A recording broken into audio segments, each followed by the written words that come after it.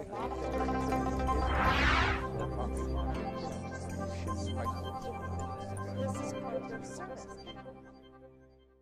name is Alina. I'm part of the Mintel's report team.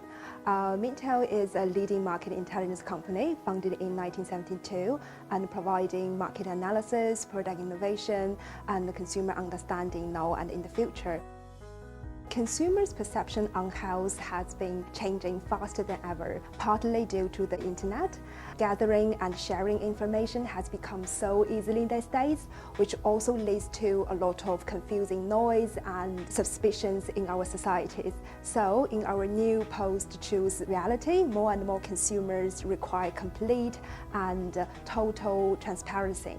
And they want to know where the products has been grown and how it is manufactured, and they want the ability to trace the product's originality from the beginning. People are seeking the flexible, balanced, or even slightly indulgent diet to deal with their more frustrating and stressful modern lives. And being healthy is not about eating according to a strict plan. It's more about finding relaxations and treating them more regularly and satisfying their cravings, because after years of education from the food and drinks companies and health institutions, people feel like they are the people who know themselves better than others, and then they come up with their own definition of health and balance, and we see that they spend money fulfilling their make them feel more self-care. The self-fulfilling and permissive indulgence, it kind of become a big thing in the Chinese consumers' lives.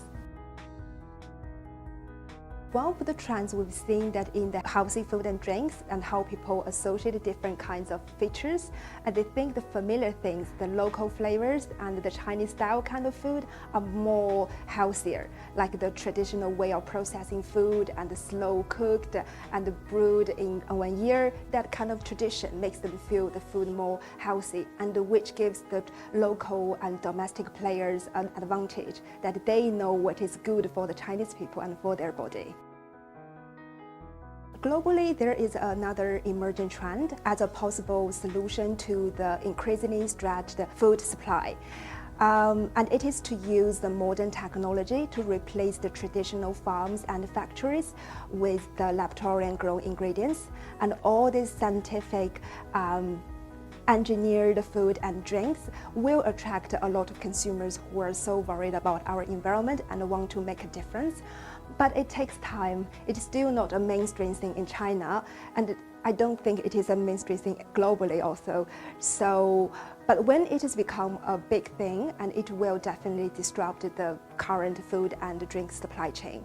And more people will buy in the kind of plant-based meat.